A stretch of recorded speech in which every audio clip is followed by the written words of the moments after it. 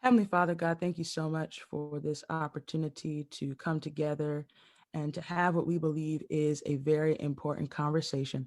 Be in the midst and lead and guide us into all truth. It's in Jesus' name I pray this. Amen.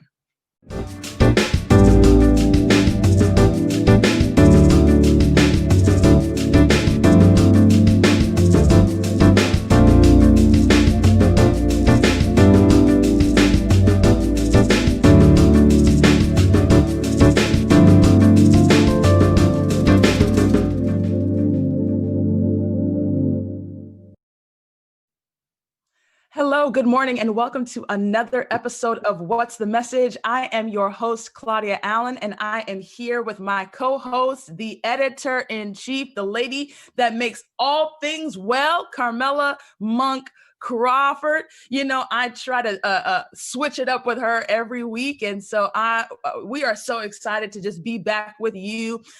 This is a very important conversation for both Carmela and myself, and we felt it so critical that we have today's guest on to really help us understand and to provide you guys with the resources and enlightenment that you need to make sense of this situation as well. So today we are so excited to have Erica Jones. Erica is the Assistant Director of Women's Ministries for the North American Division of Seventh-day Adventists, but she also serves and will be speaking to us in this particular role that she serves in as the coordinator director for the End It Now campaign. She received her undergraduate degree in English from Southern Adventist University, after which she accepted a position in the General Conference Youth Department as an editorial assistant, where she managed the 1 Year in Mission initiative. Her primary ministry is working with teen girls and developing resources that address the real issues that they face. She also dedicates time to the continuing emphasis of women's ministries on abuse prevention and education. One of Erica's greatest desires is to empower young women to have the tools to make wise choices in their relationships, recognizing that the choices they will make will impact them for their entire lives. And I know as well that Erica has done a multitude of work, not just around education, but true advocacy for women, particularly those who have experienced physical and sexual abuse. And that's kind of what we really want to get into today. We recognize that this is domestic abuse awareness month, and we are aware that this is something that we oftentimes don't give light to. We don't talk about it. We don't address it. And that's not okay. And so today we want to get into it with Erica. We're so grateful that she's here with us today. Carmela, man, what are you feeling with this? This is such a heavy topic, but, as you and I have discussed on multiple occasions, it's something that we're both very much so passionate about. Oh, you're right, Claudia. And first of all, good morning to you. Excellent introduction as always, Claudia. You're par excellent, and you know that. And this is our honor to have Erica Jones on, my colleague from the North American Division of Seventh Day Adventists today. It is, um, what is sad about it is this is so heavy and so prevalent. In my background, working formerly as a child advocate, it was always my great interest to protect children, to give the people around them the tools that they need to protect children, to define what the space looks like to be safe. Not everybody Mhm. grows up in a safe environment and can define what that even looks like or feels like that. And I've always felt blessed because that has not been my experience, but my passion has been there. I've also Yeah. had the opportunity to, um, as you have said, defend people in court who were, accused of soliciting and loitering for prostitution. And I regularly covered those stories as well. And I have a great interest in creating a society that is free from violence. And that's exactly what Erica Jones and your organization with End It Now does, is just take a look at violence wherever it is: sexual violence, domestic violence, child abuse, child sex abuse, not just here, but everywhere. And so one thing that I thought was interesting, Eric, and I'd like to ask you about it. I know the Centers for Disease Control had a very interesting study a few years ago that I believe it's not even that old. 2018 says one third of women and one um, one quarter of men experience sexual abuse sometime during their lifetime. That was shocking to me. Erica, talk to us about the scale of sexual violence, and then if you want to branch out and talk to some of these other areas in which violence creeps into the life, I would love to hear about that as Yeah, those numbers are staggering, but we don't hear them often enough. And people are usually shocked to know how many women are killed every year by a partner. Being killed by someone is actually much more likely to happen than being killed by somebody that you don't know, a stranger. And this is something that we as a faith community should not be coming from behind on, right? We should be out in front of it, calling it out as we see it and leading the way in terms of our culture and our society, and saying we're not going to stand for it. But for some reason, faith communities are much more likely to say we don't want to touch that. That's a society issue. It's mainstream. It doesn't happen here. Our people don't do that. But back in 2014, Renee Drum, who's a social worker and researcher, held a study out on the West Coast in Seventh-day Adventist homes, and there were over 1,400 responses. Our numbers were as bad, in some areas worse, than the rest of society. Mm-hmm. So the people that are sitting in the pews in church every weekend, our numbers in terms of domestic violence and sexual abuse are right in line with the rest of society. So I can't, when somebody says it doesn't happen here, we don't need to talk about it, I can show them it absolutely does. Absolutely does. Wow. I mean, I definitely agree with you. I'm going to go right to you, Carmela. Just wanted to share a story. My mother's older sister was actually killed by an intimate partner when she was in her 30s, and stabbed to death. And so I think that, just like you're saying, it happens, and we just like to it's I think it's maybe so traumatizing and so difficult that we just try to forget it or don't deal with it, and it's really unfortunate. So I was glad that you really brought that up. I just wanted to say, like, yeah, hey, like, even if you are someone in your family and you maybe haven't experienced that violence, I can guarantee you probably know somebody who has experienced that violence. And so it's not a distant conversation that we are having. We are having a conversation that is very real. Things have happened in people's families that we know of. Things have happened to people that we know. And so that's just the reality of it. Carmela? Right. Well, and I guess that's why I believe that, this particular church, Adventist, decided to do something about it. Can you tell us a little bit about the origin of the office with End It Now and this thrust to sort of articulate the problems of violence both here and around the world? Sure. So, I mean, End It Now as a campaign has been around since back in the early 2000s, I believe. It was initiated by ADRA, so that's the Adventist Development Relief Agency, and they partnered with the General Conference Women's Ministries Department in order to start building an awareness campaign of abuse that's happening around the world. And so they started with a petition. They were gathering signatures from all over the world. Unfortunately, over time, as things happen, there's transitions in leadership and other areas, and it kind of fizzled out a little bit. But North American Division picked the baton up and said, you know, we're gonna keep doing this here. So it was a women's ministries initiative for a while, but several years ago, the division realized this is not a women's issue. This is a human issue. And so now it is a very, very much a multi-departmental ministry campaign. And we really contextualized it now for, obviously, for the US, Canada, Bermuda, and Guam. And so we're really, we're building awareness through education to inspire prevention and encourage intervention. That's really our mission, is to say, it's gone on long enough. It's time to end it.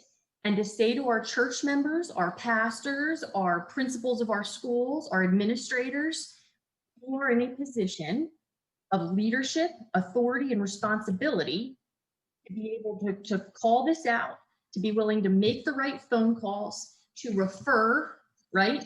Not necessarily to investigate.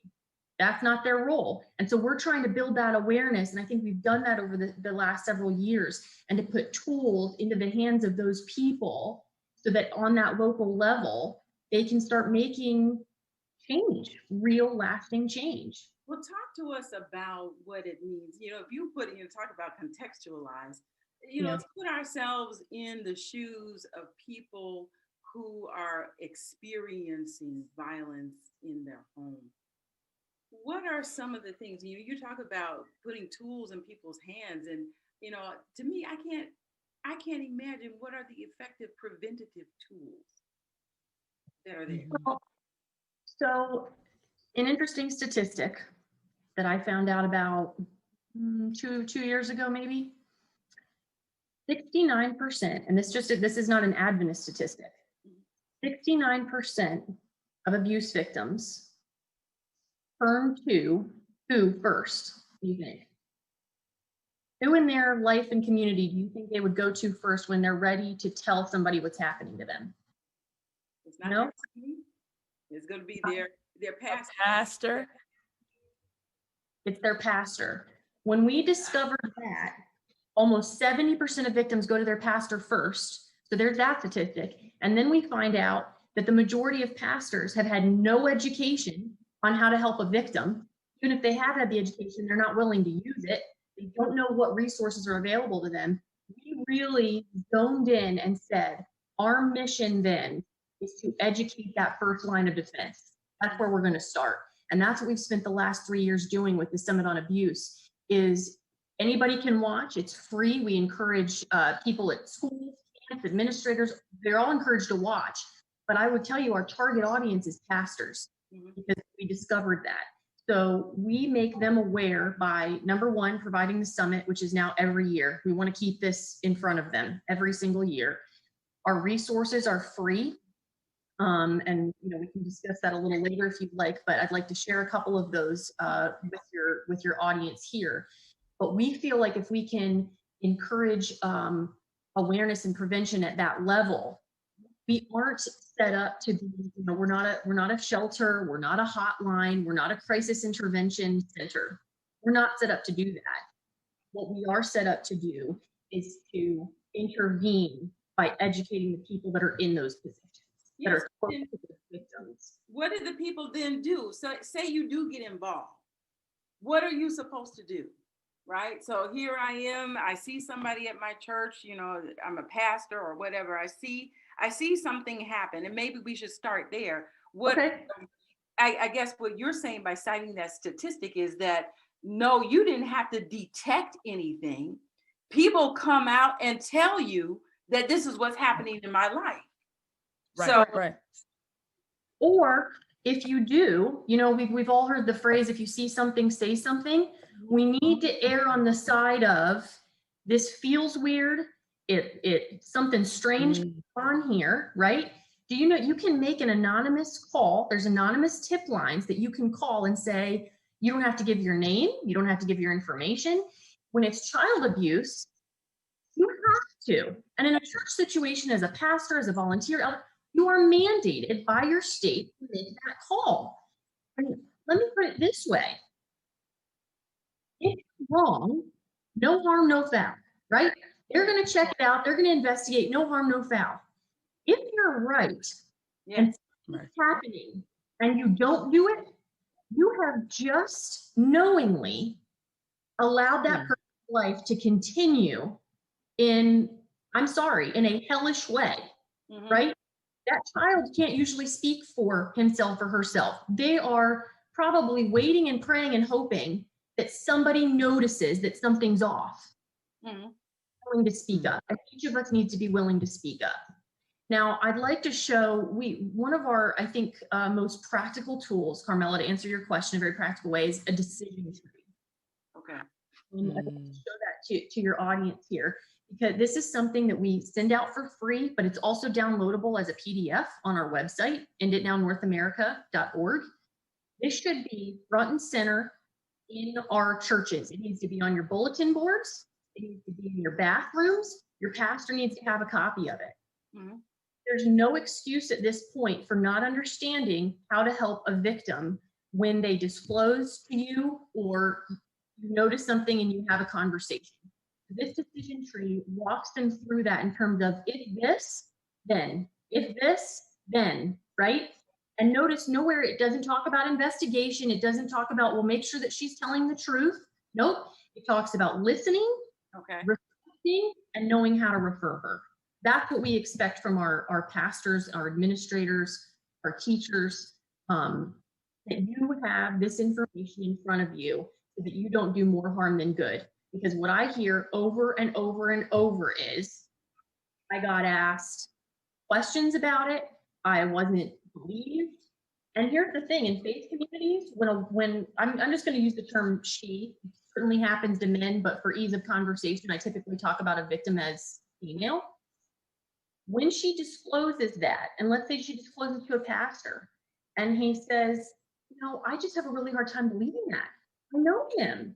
I can't imagine him doing that. Look, guys, predators don't look like predators. They look really charming, nice people. And it is not our job to investigate. It's our job to listen and respect and refer her to safety. That's our job. Excellent. Wow. You talk about this movie, everything that you're saying, it goes across the board, whether you're talking about child abuse, domestic violence, not just between married people, but dating violence, all that. Yes. It's the same decision tree. You see something, you say something. Where are you when it comes to the terminology? Are people who are subject to violence survivors or victims? We typically use both. I'll admit that. With End It Now, with our campaign, we use those terms. Typically, we use the term victim when it's ongoing. We use the term survive. I mean, they all are survivors in their own right, but typically that we use that terminology when they're finding their way out of it, or they have found their way out of it. There's kind of these different steps, but they're all survivors in their own right, whether it's still going on or it's ceased, or they've gotten help, or they haven't been ready to take that step. And that's an important part of this, because again, especially in our context, a lot of people say, why doesn't she just leave? Why doesn't she just walk away? And it's just not that simple. And again, that's part of the education arm of this, is helping people be aware of what her everyday life is like. Somebody gave the example of, they had a woman sitting in a chair, and with every slap or psychological abuse, financial abuse, with everything he was doing, the person threw a heavy blanket on top of her. So every word, every physical act, every bit of control were these heavy blankets going on top of this woman. And then the speaker looks at her, she's covered in blankets, and says, "Leave, get up and leave." She can't. Mercy. And we also know from research that typically victims, they will go back an average of 8 to 10 times before they make the actual exit, the long-term exit, because of the cycle of abuse that happens, so we can't be so quick to judge and say, I tried to help you and you went back. Yeah. It doesn't work like that. You know, I'm really glad that you said that, because as you were talking, you know, one thing that came to my mind is I'm trying to figure out, why is it that we do that? Why do we say, why don't you just leave? Or, you know, when we hear stories, you know, our first thought is to say, that doesn't sound like abuse. That sounds consensual. Like she wanted to be in this relationship with him. Or what causes us to, as you say, not believe victims? Mm. Well, one, it's very uncomfortable. It's very uncomfortable to be pulled into that world, especially if you have no relatability. But, you know, we talked in the beginning, all of us, if we open our eyes, know somebody. We all know somebody that's facing this, but it's very uncomfortable. In a faith community environment, it feels yucky, right? It feels icky to get ourselves involved with it. And if we ask questions enough, it kind of pushes it off us and puts it back on them, because we really don't know what to do. And that's what End Now is trying to do, is say, we're going to take away the excuses. There's no more excuses for not knowing what to do, right? We're giving you the tool to be able to help, right? And that's what we're called to do. You know, the really sad part is when a woman is questioned by, you know, a fellow Christian, brother or sister or pastor, that person has been in a position of being Jesus' hands and feet, of being Jesus to that person. And when we ask questions, when we're judgmental or we walk away, we've just put this huge wedge in between them and God.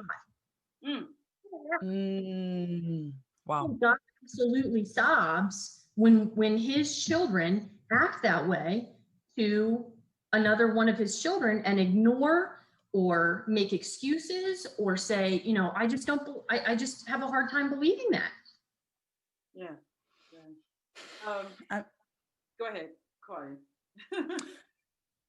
I'm wondering, with that in mind, and as you stated earlier, anywhere from 60 to 70% of victims of abuse going to their pastor first. What then happens when your pastor becomes your perpetrator? How then do I deal with, process what's going on? Particularly maybe if he didn't start the abuse initially, but was very helpful in some way, actually got me away from, maybe he got me away from my abuser only to then become my abuser. Right. How does that even happen? It happens more often than we'd like to know. To give you some indication of this, we hosted the summit last year at Andrews University at the seminary. So we had about 150 seminarians. These are people preparing to be shepherds of a flock, right? Yeah. We through the ACE study with them. So that's adverse childhood experiences, right? You would be floored by the numbers. So they're texting in their answers, right? Yes or no, yes or no. And the numbers are going up on the screen. Have you been sexually abused? Have you been sexually abusive? Was someone in your family incarcerated when you were a child? The numbers were staggering. Have you used pornography in the last month? It was something like 70%. Have you been in sexual relationships with someone who was not your partner? Something like 45%. I mean, and the reason we did that was not to say, hey, look at you guys, you shouldn't be pastors. It was to say, if that exists in this room, there's 150 of you here that are all studying to become pastors. If that exists in this room, what do you think is going to exist in your pews? Yeah. So here's the thing. Does it necessarily matter that they've experienced these things, that they're automatically going to repeat that behavior? Not necessarily, but it starts with awareness. And we inspired that awareness that day by saying, you can't lie about this. These are your answers. Yeah. This is what exists in this room. Secondly, to have them prepared so that when that does happen, they're willing to talk about it. But Claudia, anytime someone in a position of spiritual authority and leadership, a pastor, enters into a sexual relationship of any kind, consensual or not consensual, it is spiritual abuse. End of story. Wow. Spiritual. Wow. A pastor has a higher calling, right? He's been put in that position.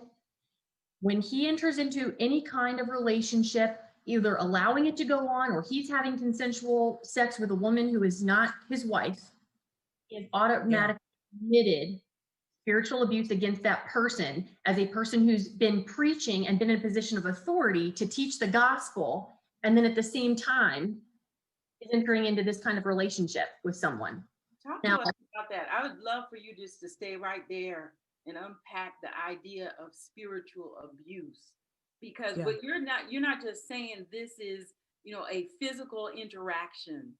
This is not just the sex. This is something that permeates the spirit. And on the back end of that, what is going to be the long range prognosis for a person who experienced this? When you're talking about post-traumatic syndrome, when you talk about their productivity, I would really love for you to stay right there. What do you mean by spiritual abuse, and what is its impact? So spiritual abuse is physical, psychological, emotional. It can take place by a pastor, an elder, a deacon, anybody who's in that church structure, right? Who's been put in that position that then inflicts, like I said, psychological trauma, emotional trauma. It can be even in the definition, creating a toxic culture. And we've seen this, right? We've seen this in churches, creating a toxic environment for the congregant. That's spiritual abuse.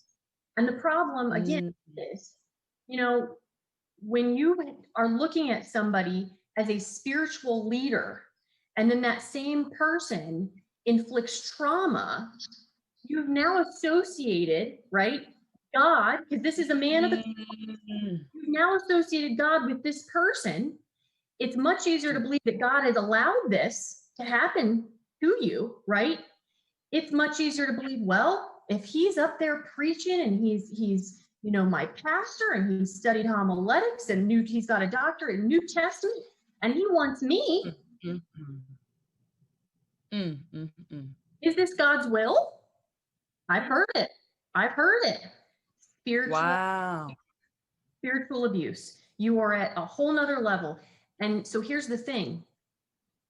When this is perpetrated by a member of the church you are an employee, right? In Seventh-day Adventist context, you are an employee of your local conference, right? It needs to be reported. And we have, on the End It Now website, we have a way to do that. It's called the silent whistle. So if you want to stay anonymous and to be confidential, you can fill out that form and it goes to the appropriate people. And you don't have, there's a process that takes place. But a lot of people aren't willing to do it because he's the pastor, he's the deacon, he's the choir director. It's hard to believe it, number one. And when it's happening to you, you feel like, and it's one of those people in a position of power, you think anybody's going to believe you or be willing to back you up? It rarely happens. It rarely happens. And sadly, we've seen a lot of these perpetrators, maybe it gets reported, but we feel like because they're our brother and sister, and they've gone through seminary and all these things, well, we can't just fire them.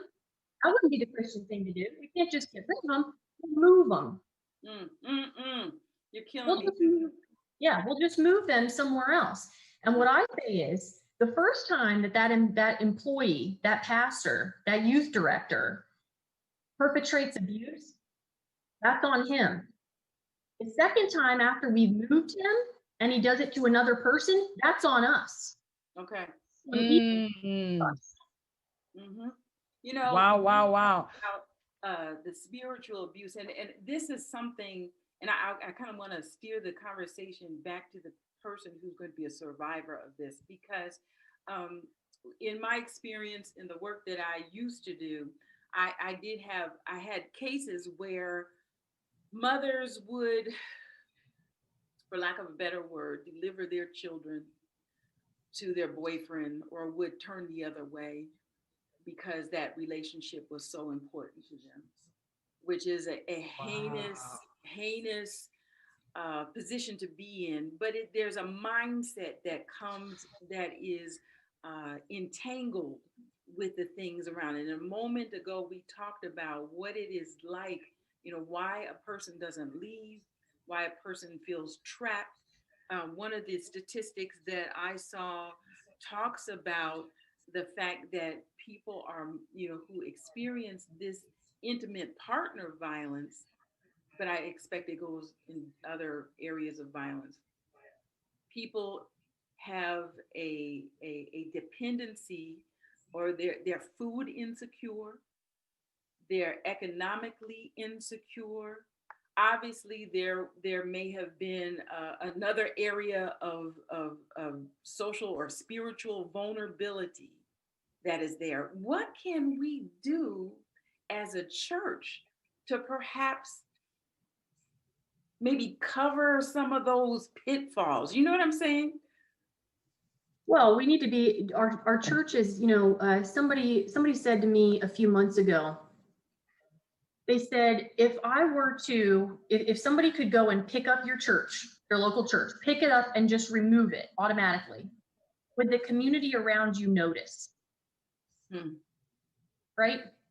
If our churches are not meeting the felt needs of the people in their communities, whether it's having a food pantry, having resources available to help them refer if they needed to, if they need a shelter, if they need daycare for their children, whatever it is, if we're not meeting felt needs, what is the point? What is the point? And so we need to be looking at those things. And so the dream that God has put on my heart is creating, it's easy at this point to get government help, services, right? To go and find these government websites and say, okay, what's available to me in my area? And we have that on our website. I think that's important. You need to be able to put in and see what's available to you. But how awesome would it be to have an End It Now directory where you go on and you're seeing faith communities, you're seeing churches, you're seeing schools that have really taken this on, who are advocates and are meeting felt needs, where you can go on and say, okay, maybe it's not 10 minutes away, but within my general vicinity, I'm seeing my faith community, what's available to me, not just government help, right? So that's my heart, as a goal over the next year or two. And we've got some things rolling that I can't talk about quite yet, but that we're very, very excited about in order to inspire just that. Because our local church needs to take up the banner for this and really start assessing, what does our community need? What do our own members need? And how do we meet them where they are? Yes. That's so good. I was just going to say, part of me, when I'm here, and I love the fire in your voice, Erica. I love the fire in your face, and just, the way you were in this. You are the kind of wing person that every woman would want. No, this is not it. And I'm going to get in the middle between, part of me, and forgive me for injecting any kind of levity into this very serious topic, but part of me wants somebody around in every environment, whether it's, the stereotypical Medea from the movies. I could just, I want her with her chainsaw to tear up the couch and break everything down. I wish that we as women, we as brothers and sisters would feel compelled to tear up whatever it is to get our people to safety. Because the other statistic that I saw, this is what kills me. This American Journal of Preventative Medicine, July 2018, says each victim was victimized by an average of 2.5 perpetrators. Okay, so this is not just one person, but then somebody else is going to come along, because this is what people have grown accustomed to in this bubble of spiritual, physical sexual abuse and violence. People are used to it, and so it's going to happen again. They That's think why it's you what they say deserve. That's why you say end it now. And so not only are they going to be perpetrated against again, these same people are going to lose the ability to be productive. And so they say, you know, as they do the research, victims lost 741 million productive days, with nearly 5 days lost per victim on average. So now your whole trajectory in life, the safety and security of your home and children, everything is altered. And so we need somebody to get in there. Erica, help us be like the fire in your voice. Well, we all need a fighter. That's, we all need somebody to fight for us when we can't fight for ourselves. And the God that I serve is a God of the voiceless. He defends the defenseless. He stands up for the brokenhearted, the hurt, the widowed.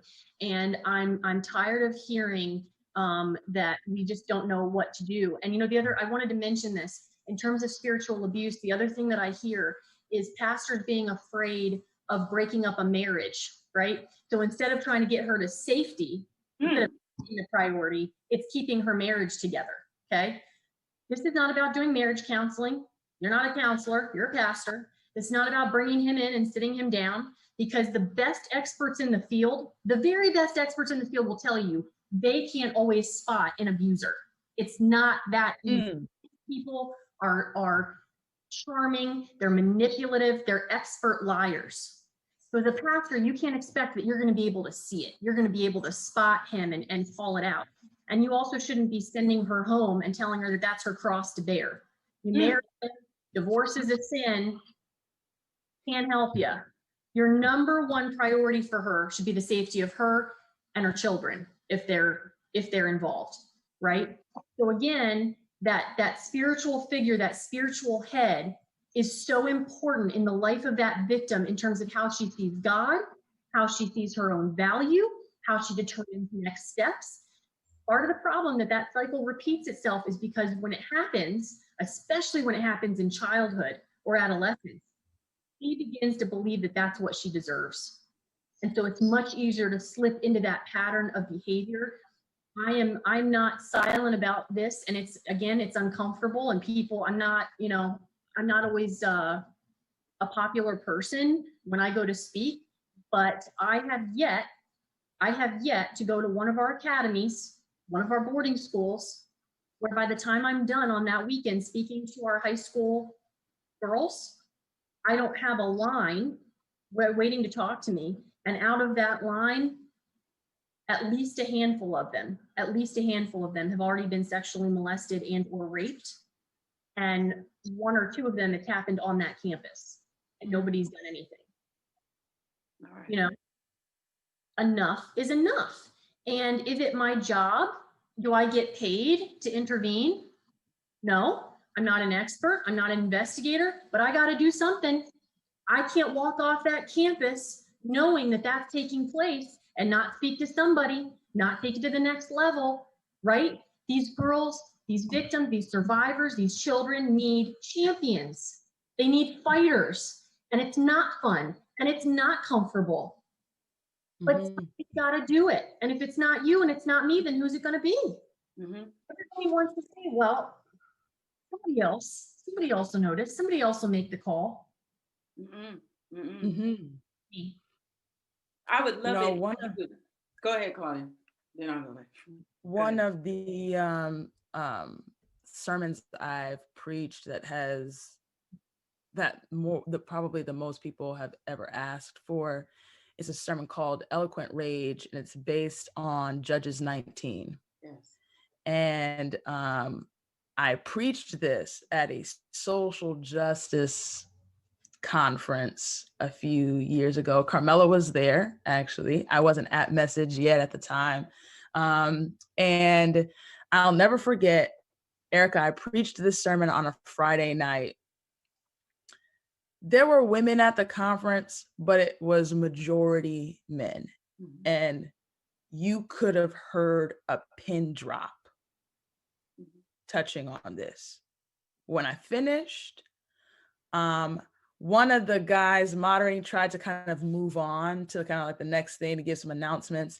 And then I remember two pastors from the audience just yelled out over him, "We're not moving. Like, she's talking about stuff in the room." Mm-hmm. And like they prayed, they stopped and got into small groups and legitimately just started praying. And the next morning I was in the buffet line.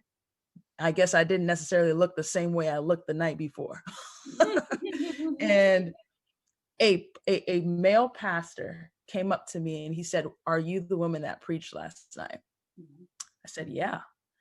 And he said, "You were talking about me." I had to go to my room, pray, and ask God for forgiveness. He turned around and left. Mercy, mercy. I never saw him again for the remainder of the conference. And I just didn't know who he was to even ask anybody.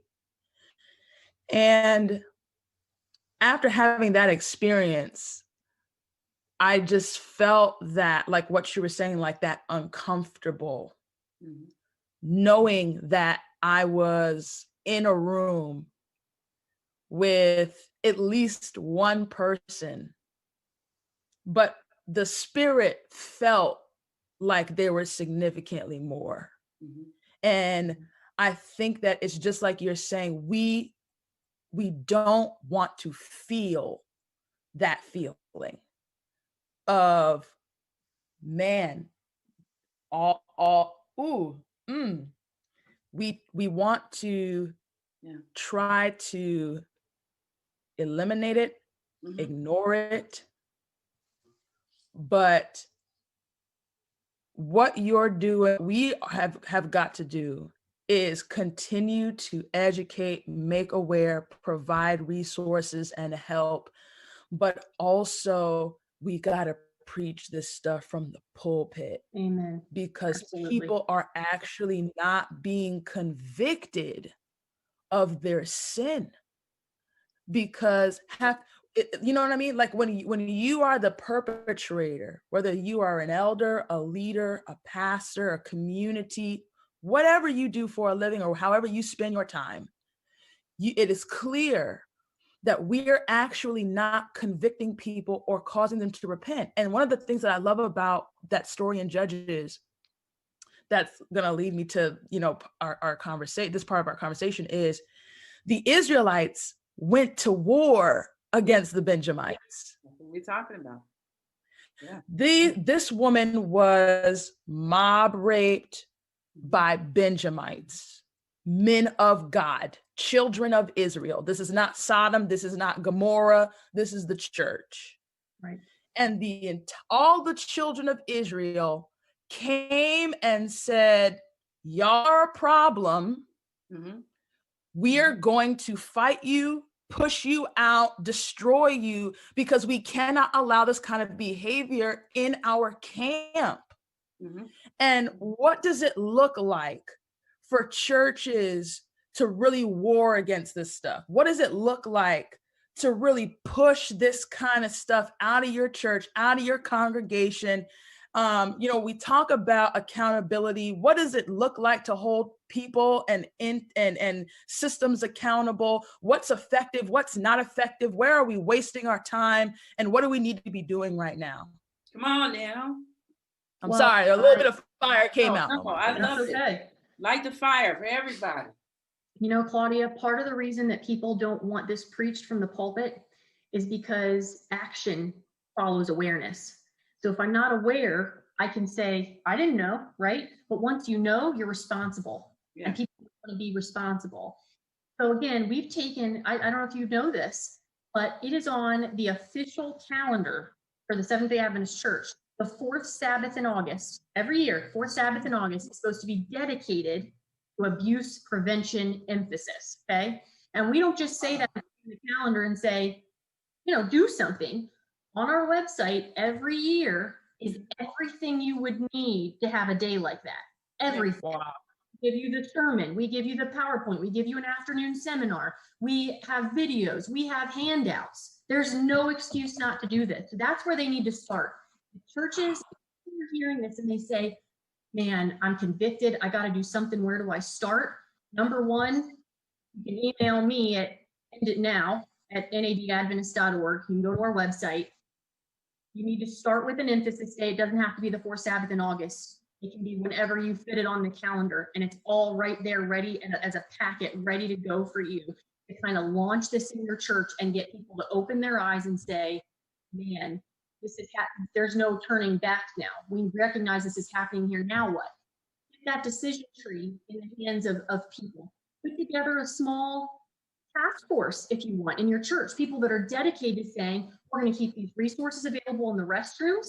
We're going to keep this in front of people. We're going to be responsible for having this special day every year. We're having a watch party for the Summit on Abuse. There's lots of things that people can do to get this going, and we've really tried to make it as easy as possible for them. It's all right there. In terms of creating an environment, those victims are going to feel supported before they've ever told anybody. When they start seeing that and they say, these people care, they're talking about it, there's stuff in the bathroom, right? These people care. They recognize that this could happen. So maybe I can tell somebody now, because now they get it. But when we have nothing and we don't talk about it, we don't show it, and we're not willing to put the resources in the bathroom stall, who's going to feel safe going to the pastor, The other thing, and this is available on our website, is volunteer screening. These are not just the employees of your church that matter. We need to care about everybody that's working in an official capacity in that church. Mm-hmm. That goes for Sabbath school leaders, choir directors, camp directors, people that are, all of those people. Vacation Bible School, they have to go through the screening verification process, which is kind of like our version of a background check. Mm-hmm. And I get flack more than I care to admit from people that say this is invasion of privacy, we need to trust more. And I say, here's the thing, trust and verify. Mm-hmm. You can do both. Verify, then you can trust, right? If you are uncomfortable getting this done and you want to work with minors, especially, sorry, policy. It's policy. You can go do something else and you can be a member and you can come to church, but you don't get to work with minors when you're not willing to have a background check done. Yeah. Again, creating that environment of safety, creating that awareness, prevention. When we go through the background screening process and we say, hey guys, if you want to serve, this is mandatory. That's how we prevent. That's how we help restore. I want to do something. I know we got a few minutes left, and as you all are talking, I've had I don't know what you would call it, the distinction, unfortunately, or fortunately, however you look at the system, of also representing people who are perpetrators on the scale. So you go into the courtroom, there's lawyers for both sides. I've stood next to people who committed some and perpetrated some things that it gives you the willies up the back of your neck, because it's like, ooh. But I stood next to them, and the reason why I'm bringing that up right now is that there are people that are watching. And Erica, I would love for you to speak to each segment. And I want you to start with those who have perpetrated. What is their next step? I want you to talk to the people who have been on the receiving end as a victim and a survivor. What's their next step? I want you to talk to somebody on the periphery who may or may not be aware of these things. What is their next step today? If you have perpetrated any kind of abuse against another human being, be it child, be it adult, male, female, whether it's psychological abuse, financial abuse, emotional abuse, physical abuse, it needs to end today, and the only way it ends is with you dropping to your knees and asking the Savior, the creator of the world, for mercy, for forgiveness, and for change. True, genuine, authentic change. And action must follow that prayer. It must. It's not automatic. It's not a check mark. It's not just a minor step. It's a huge step. But we know that without genuine repentance, without the genuine request for transformation, more than change, transformation, inner transformation, and taking steps to get counseling, non-negotiable, absolutely non-negotiable. Confession, right? That change is not going to occur. So it's not enough to just apologize to being abused. This is a long journey that you probably, you know, the destination is way out there. Mm-hmm. But it starts with today, praying that prayer, and today taking action, taking that next step of, I need help. Mm-hmm. I've been hurt. I've hurt other people. Yeah. And it ends today. Yeah. To the victim, my heart breaks for you today, as it did 3 years ago when God called me into this ministry and I didn't understand why he was calling me to it. I didn't understand. He has given me this heart. And I just want each of you to know you are so incredibly loved and valued and cherished by the God of the universe. You are his daughter, and this is not your fault, ever. I don't care what you were wearing, where you were, if you were drinking. I don't care where you were, how you were dressed, who it was. It was not your fault. It was wrong, and it was not God's will. He loves you, he is merciful, and he wants you safe. In all aspects of that word, he wants you safe. And we are here to support you, to walk through that journey with you, and to help get you to safety. And to those who have stood on the sidelines, and I've been one of them, who claimed ignorance, who claimed somebody else would take care of it. It might seem strange, but it's probably nothing. To those who are sitting on the sidelines, it is time to stand up, to be a champion, to be a voice, to be God's arms on this earth wrapped around those who are hurting. And it's going to be uncomfortable and it's going to be hard. It is our responsibility. And again, we are here to serve you, to provide the resources you need. You are not on your own, but it is time to end it now. Man, that's a great way to close this conversation, Erica. We are so grateful to you for coming and just sharing so much information to both enlighten and inspire us. Is there any way, let the people know rather, how they can continue to get in contact with you, get access to those resources you were talking about, share that again, and also if there are any projects or events that you need to make us aware of? Sure. Thank you so much for giving me that opportunity. I really appreciate it. Yeah, our website again is enditnownorthamerica.org. You will find all the resources that I've talked about and more, and they are all free. If you want them in print version, I will mail them to you at absolutely no cost. End It Now Emphasis Day materials are available there. And also registration for this year's Summit on Abuse, which is happening November 13 in English. We are live streaming. It is free for anyone to watch. And even if you can't make it during that live stream, it's going to be available directly after on our Facebook page, which is End It Now NAD. If you have friends, coworkers, colleagues that speak Spanish, November 14th, the following day, same presentations will be made available in Spanish. That's important. And so, yeah, please visit our website, email us. Our contact information can be found there. Watch the summit. I really feel God is calling us to make a difference here. There are just, one out of every 10 people who leave the church, 1 out of every 10 who walk away, they say they left because of how abuse was handled in their congregation. Let's not make any more excuses.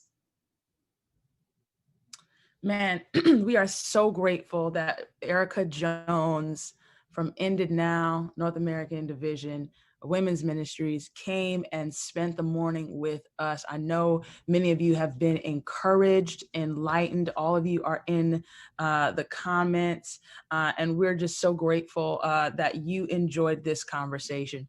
So make sure that you check out all of those resources. Make sure that you are registered for the Ended Now Summit on Abuse. You do not want to miss, and you just want to make sure that you get more in-depth information so that this does not just remain a conversation. This doesn't even just remain a moment on a digital platform, but that we need to turn this into tangible action in each of our local and specific areas. So I really want to encourage you to do that. As always, guys, this is a podcast that is hosted and sponsored by Message Magazine. And so if you like this podcast, if you like the kinds of conversations that we're having, then you've got to support Message. So make sure that you go to www.messagemagazine.com. There you can donate. You can purchase a variety of resources and products, including our bi-monthly print magazine, Bible studies, tracts, and so much more.